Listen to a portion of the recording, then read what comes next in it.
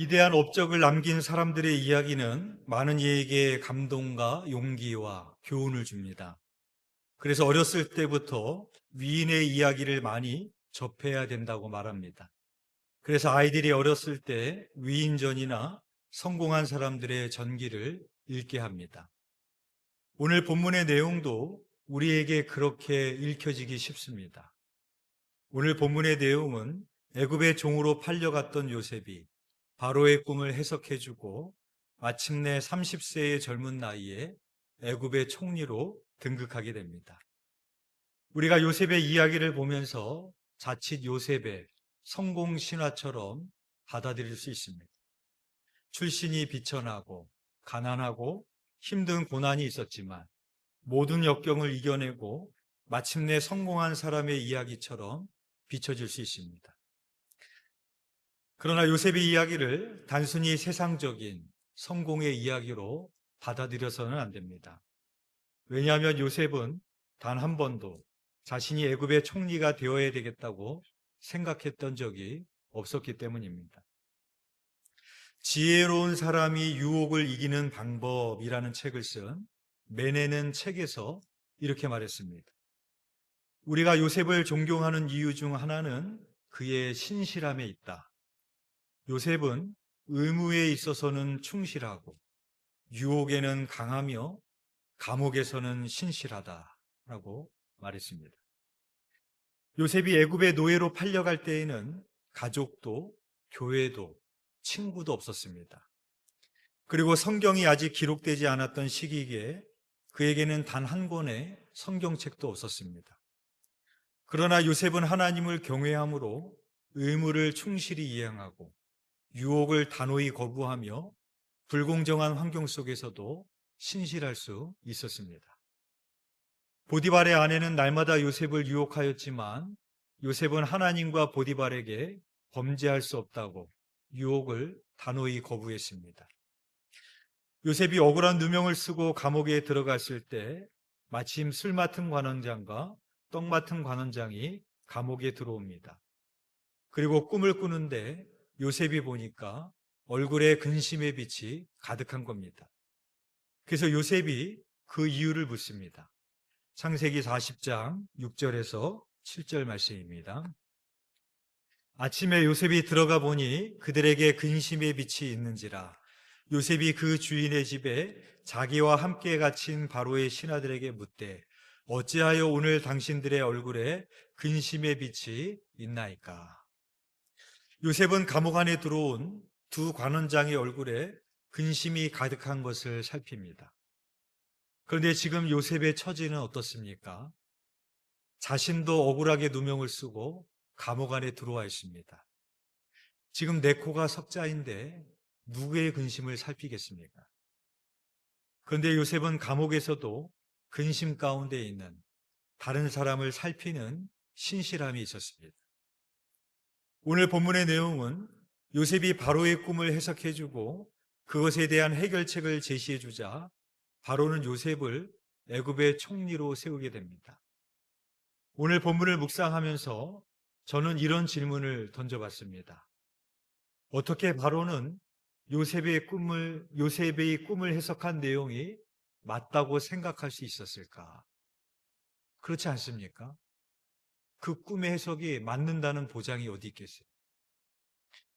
7서가 7년인지 7명인지 그게 풍년인지 아닌지 요셉의 해석과 전혀 관계없는 것인지 그게 실제로 일어날 일인지 아닌지 그걸 어떻게 확신을 할 수 있겠습니까? 더군다나 바로는 요셉을 잘 알지도 못했습니다. 그런데 어떻게 바로는 요셉의 말을 믿고 애굽의 총리로 세울 수가 있었을까? 그 이유를 38절과 39절에서 찾아볼 수 있습니다. 오늘 보면 창세기 41장 38절에서 39절의 말씀 우리 함께 읽어보겠습니다. 시작. 바로가 그의 신하들에게 이르되 이와 같이 하나님의 영에 감동된 사람을 우리가 어찌 찾을 수 있으리요 하고 요셉에게 이르되 하나님이 이 모든 것을 내게 보이셨으니 너와 같이 명철하고 지혜 있는 자가 없도다. 아멘. 바로는 신하들에게 이와 같이 하나님의 영에 감동된 사람을 우리가 어찌 찾을 수 있으리요 합니다. 그리고 바로는 요셉에게 하나님이 이 모든 것을 내게 보이셨으니 너와 같이 명철하고 지혜 있는 자가 없도다 라고 말합니다. 바로는 요셉이 어떤 사람인지는 모르지만 하나님의 영이 함께하는 사람인 것을 보게 되었던 것입니다. 그래서 그 입술에서 나온 해석이 요셉의 생각에서 나온 것이 아니라, 요셉의 지식에서 나온 것이 아니라 성령의 감동에서 나온 해석인 것을 알게 되었던 것입니다. 바로는 하나님을 믿지 않는 사람이었습니다. 그러나 바로는 요셉을 통하여 하나님을 보게 되는 것입니다. 보디발도 요셉을 통하여 하나님이 함께하는 사람인 것을 알게 되었습니다. 그래서 요셉을 신임하여 자기 가정의 모든 것을 관할하게 합니다. 마찬가지로 바로도 요셉에게 하나님이 함께 하시는 것을 보고 요셉에게 나라의 모든 것을 관할하게 합니다. 바로가 요셉을 얼마나 신임하고 있는가? 우리 40절 말씀 우리 함께 읽어보겠습니다. 시작. 너는 내 집을 다스리라. 내 백성이 다 내 명령에 복종하리니 내가 너보다 높은 것은 내 왕자뿐이니라. 내가 너보다 높은 것은 내 왕자뿐이니라. 그러니까 바로는 왕의 신분을 빼고는 모든 것을 요셉의 손에 다 맡겼습니다. 그래서 자기의 인장 반지를 빼어서 요셉의 손에 끼우고 세마포 옷을 입히고 금사슬을 목에 걸어줍니다. 어떻게 이런 일들이 가능할 수 있을까요? 아니, 세상에 사기꾼이 얼마나 많은데 요셉의 말만 믿고 이렇게 할 수 있다란 말입니까? 우리가 길을 가다가 핸드폰 좀 빌려주세요. 그럼 여러분 빌려주겠어요? 요즘 시대에 빌려주면 안 되잖아요. 그죠? 빌려줬다가 그걸로 범죄를 저지를 수도 있기 때문에 요즘은 모르는 사람의 말을 도와주고 싶어도 도와줄 수 없는 시대가 됐습니다. 하물며 이 요셉의 말을 믿고 나라의 2인자로 세운다라는 게 말이 됩니까? 왕의 위치 빼고 모든 것을 다 할 수 있게 해준다라는 일이 이게 가능한 일입니까? 이런 일이 이렇게 쉽게 일어난다는 것은 믿기 어려운 일입니다. 바로는 애굽의 왕이고 요셉은 히브리인입니다. 요셉은 아직 30살밖에 되지 않은 청년입니다. 더군다나 감옥에서 나온 지 얼마 되지 않았습니다. 그러나 바로는 요셉을 신임하고 있습니다. 근데 바로가 이렇게 요셉을 신뢰하고 있는 이유는 무엇입니까? 하나님을 믿지 않는 바로 왕도 요셉을 통하여 하나님이 함께하고 있는 것을 보았기 때문입니다. 요셉이 보디발의 가정 총무를 맡았을 때도 그랬습니다. 창세기 39장 3절의 말씀입니다. 그의 주인이 여호와께서 그와 함께 하심을 보며 또 여호와께서 그의 범사에 형통케 하심을 보았더라. 보디발은 하나님이 요셉과 함께 하시는 것을 보았고 하나님이 요셉을 범사에 형통하게 하시는 것을 보았습니다. 그래서 보디발도 요셉을 가정의 총무로 세웠고 자기 아내를 제외하고는 모든 것을 요셉의 손에 맡겼던 것입니다. 오늘 보면 38절에서 요셉을 하나님의 영에 감동된 사람이라고 말씀하고 있습니다. 즉 요셉은 성령이 충만한 사람이었다라는 것입니다. 여기서 우리는 성령 충만의 의미를 깨닫게 됩니다. 우리는 성령 충만하면 불, 뜨거운 능력, 은사, 방언 등을 연상하는 경우가 많습니다. 물론 어떤 의미에서는 이것도 맞지만 정확한 이해라고 할 수는 없습니다. 왜냐하면 성령님이 인격이라는 의미가 빠져 있기 때문입니다. 마치 우리가 성령 받았다고 하면 에너지나 양적인 의미로 받아들이거나 어떤 감화를 받은 감정 상태로 이해하는 경우가 있습니다. 즉 성령을 조금 받았다 혹은 많이 받았다라든지 감정이 뜨겁게 고조되는 정도에 따라 성령 받은 강도를 측정하려는 것이 그 일면입니다. 그뿐 아니라 성령을 능력과 동일시하며 성령 받았다는 것을 그 능력을 받았다는 것으로 간주하기도 합니다. 이런 여러 가지 오해는 성령님의 인격을 제대로 이해하지 못하는 데서 비롯되는 것입니다. 성령님은 인격이십니다. 우리가 하나님을 아버지로, 예수 그리스도를 아버지의 아들과 구주로 알고 대하듯이 성령 하나님도 인격이신 것입니다. 성경을 단지 감화를 주는 어떤 감정적인 힘이나 능력으로 이해하면 어떻게 해서든 성령을 붙잡아 이용해 보려는 태도를 보이게 됩니다. 그래서 이런 사람은 마치 자신의 능력으로 역사가 일어난 것인 양 우쭐대며 자신을 내세우게 됩니다. 하나님을 영화롭게 하기보다는 자기를 높이는 교만에 빠지기 쉬운 것입니다. 그러나 성령을 거룩한 인격으로 안다면 어떻게 하면 성령님께 붙잡힌 바 된 삶을 살 수 있을까? 어떻게 하면 성령님이 내 삶을 주관하게 하실까? 기도하게 되고 묻게 되고 생각하게 되는 것입니다. 그리고 자신의 힘이 아니라 성령의 역사로 나타난 것임을 알기 때문에 자만하지 않고 겸손히 모든 영광을 하나님께 돌리게 됩니다. 요셉이 관원장과 바로왕에게 꿈을 해석하기 전에 했던 말이 있습니다. 그것은 해석은 하나님께 있습니다. 내가 아니라 하나님께서 대답을 하시리이다 라는 말을 합니다. 그러니까 요셉은 내가 꿈을 해석하는 것이 아니라 하나님이 해석하신다라고 알았고 믿었던 것입니다. 근데 요셉이 형들에게 꿈 이야기를 할 때는 이런 말을 하지 않았습니다. 만약에 요셉이 형들에게도 이런 말을 먼저 했다면 아마 형들은 요셉을 죽이지 않았을까 생각을 해보게 됩니다. 그러나 이제는 요셉이 꿈꾸는 자가 아니라 하나님의 꿈을 이루는 도구로 변화되어져 있음을 보게 되어지는 대목입니다. 따라서 성령 충만하다라는 것은 성령님을 내 안에 두고 내가 부리는 것이 아니라 내 안에 성령님을 모시고 내가 종으로 살아가는 겁니다. 그래서 내가 성령 충만하면 내가 보이는 것이 아니라 내 안에 계신 성령님이 보이는 겁니다. 그래서 바로왕은 잘 알지도 못하는 히브리 청년을 보면서도 하나님을 볼 수 있었던 것입니다. 저는 누군가가 여러분들을 볼 때 하나님이 보여지시기를 주님의 이름으로 축복합니다. 오늘 본문에서 요셉의 신실하심을 또 볼 수 있습니다. 46절 말씀 우리 함께 읽어보겠습니다. 시작. 요셉이 애굽 왕 바로 앞에 설 때에 30세라. 그가 바로 앞을 떠나 애굽 온 땅을 순찰하니. 요셉은 애굽의 총리로 임명되자마자 애굽의 온 땅을 순찰하러 나갑니다. 노예의 신분에서 죄수의 신분에서 이제는 온 나라를 다스릴 수 있는 국무총리가 됐습니다.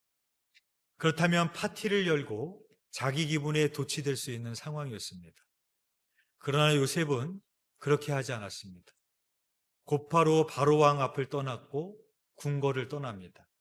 어디로 갑니까? 백성에게로 가서 백성들의 형편을 살피며 7년 흉년에 대한 대책을 세우기 위해 떠납니다. 하나님께서 요셉에게 주신 꿈은 무엇이었을까요? 애굽의 총리가 되는 겁니까? 그렇지 않습니다. 기근으로 죽어가는 사람들을 살리기 위함이었습니다. 어떤 지위나 직책에 오르는 것이 꿈을 이루는 것이 아닙니다. 우리는 꿈을 꾸고 그 꿈을 이루기를 소원하지만 어떠한 위치에 올라가는 것으로 만족해버립니다. 그러나 요셉은 그렇게 하지 않았습니다. 애굽의 총리로 만족한 것이 아니라 왜 나를 이때 애굽의 총리로 세우신지를 그는 알았습니다. 그래서 그 자리에 세워주신 하나님의 사명을 위해서 그는 즉각적으로 궁을 떠나고 바로왕 앞을 떠났던 것이었습니다. 그렇다면 요셉이라고 그 고난의 세월이 힘들지 않았을까요? 우리 51절 말씀 우리 함께 읽어보겠습니다. 시작. 요셉이 그의 장남의 이름을 므낫세라 하였으니 하나님이 내게 내 모든 고난과 내 아버지의 온 지비를 잊어버리게 하셨다 하미요. 사남의 이름을 에브라임이라 하였으니 하나님이 나를 내가 수고한 땅에서 번성하게 하셨다 함이었더라. 아멘. 요셉이 두 아들을 낳습니다. 장남의 이름을 므낫세라고 지었는데 잊어버림이라는 뜻입니다. 무엇을 잊어버리게 하셨는가? 하나님이 내 모든 고난과 내 아버지의 온 집의 일을 잊어버리게 하셨다라는 것입니다. 그러니까 요셉도 지난 13년의 세월이 잊어버리고 싶을 만큼 힘들었었다라는 겁니다. 그러나 요셉이 그 고난을 이겨내고 애굽의 총리로 세워질 수 있었던 것은 무엇입니까? 미래의 꿈이 이루어지지 못할 것 같고 현재의 고난의 의미가 해석되지 않아도 오늘 하루하루 모든 환경에서 신실하신 하나님을 의지하며 자기도 신실하게 살았기 때문입니다. 그 한 걸음 한 걸음이 모였을 때 오늘의 요셉이 있게 된 것입니다. 또한 둘째 아들의 이름을 에브라임이라고 지었습니다. 에브라임의 뜻은 장성함이라는 뜻입니다. 즉 요셉이 자기 아들의 이름을 므낫세와 에브라임이라고 지었다는 것은 고난 가운데에도 자신의 삶이 하나님에 의해서 인도되었고 그 성공도 하나님이 함께 하심으로 이루어졌다고 고백하며 감사했던 것입니다. 세계적으로 유명한 오케스트라 지휘자 토스카니의 일화입니다. 어느 날 연주회가 끝난 뒤 토스카니에게 청중들이 기립박수를 보냈습니다. 오케스트라 단원들도 감격했고 토스카니 역시 최고의 연주를 이끌어낸 날이었습니다. 연주 단원들이 토스카니에게 말합니다. 선생님, 오늘 정말 위대한 연주였습니다. 그러자 토스카니가 이렇게 말했다고 합니다. 나는 아무것도 아닙니다. 그리고 여러분도 아무것도 아닙니다. 오직 베토벤이 위대할 뿐입니다. 그는 자신과 연주자들이 주인공이 아니라 음악을 만든 작곡가가 진짜 위대하다고 본 것입니다. 무대 위 마에스트로, 명지휘자는 연주가 끝나면 언제나 청중들의 뜨거운 찬사를 한 몸에 받습니다. 수많은 악기를 하나의 완벽한 하모니로 빚어내는 그 손길이 실로 경이롭기 때문입니다. 그러나 지휘자도 결국은 악보에 담긴 작곡가의 선율을 해석하는 전달자에 불과할 뿐인 것입니다. 탁월한 지휘도 중요하지만 아름다운 선율을 창조해낸 이는 결국 원작자인 작곡가이기 때문입니다. 우리의 인생도 마찬가지입니다. 내가 지휘봉을 쥐고 삶을 이끄는 것 같아도 위대하신 작곡가가 되신 하나님의 뜻을 따라 삶을 연주할 때 우리의 삶은 아름다운 교향곡이 될 것입니다. 오늘 말씀을 우리들 자신에게 적용해 보기를 원합니다. 여러분들은 여러분들의 삶에서 불공평, 학대, 불행에 대해서 어떤 식으로 반응하십니까? 미국 인권운동의 거목인 제임스 로스 목사는 평생 비폭력을 사명으로 삼았습니다. 그리고 그 길을 걷게 한 건 10살 무렵에 어머니가 건넨 짧은 한마디였습니다. 어린 시절 로스는 자신을 검둥이라 놀리는 백인 아이를 주먹으로 때려주고 돌아왔습니다. 무용담처럼 이야기를 늘어놓는 아들에게 어머니는 눈길조차 주지 않은 채 읊조렸습니다. 내가 그 아이를 때려서 세상이 달라졌니? 미운 사람을 미워하지 않으면서도 세상을 다르게 만드는 길이 분명히 있을 거야. 그날 밤 어머니는 등을 돌린 채 말없이 우셨고 그 뒷모습은 아들의 심장에 깊이 박혔습니다. 로스는 그때부터 사람을 미워하지 않고 문제를 해결하는 길을 찾았습니다. 이는 원수를 사랑하라는 주님의 말씀을 따르는 길이었고 그 끝은 인종차별의 벽을 허무는 사회 변화의 기적을 가져오게 되었습니다. 사랑하는 교회 여러분, 여러분들은 고난 가운데 있을 때, 억울한 일을 당할 때 어떻게 반응하십니까? 바라기는 고난 중에도 나의 삶을 세밀히 계획하시고 이끄시는 그 주님을 신뢰하시기를 바랍니다. 그리고 신실하신 하나님처럼 모든 환경에서 신실함을 잃어버리지 않으시는 저와 여러분이 되시기를 주님의 이름으로 축원드립니다. 기도드리겠습니다. 은혜와 긍휼이 풍성하신 하나님 아버지, 봄과 여름, 가을과 겨울을 바꾸시고 하루의 낮과 밤을 바꾸시며 우리의 모든 삶 가운데 인도 동행하시고 필요에 따라 공급하시며 우리를 인도하시는 그 하나님의 신실함 가운데 우리는 살아갑니다. 하나님, 우리의 인생도 때로는 요셉과 같이 힘들고 어려운 고난 가운데 놓일 때도 있고 억울한 일을 당할 때도 있으며 나의 미래가 전혀 보이지 않는 것 같은 그런 때도 경험할 때가 있습니다. 그러나 그러한 상황 가운데에도 우리도 하나님처럼 요셉처럼 모든 환경과 상황 속에서 신실함을 잃어버리지 않은 저희들이 되게 하여 주시옵소서.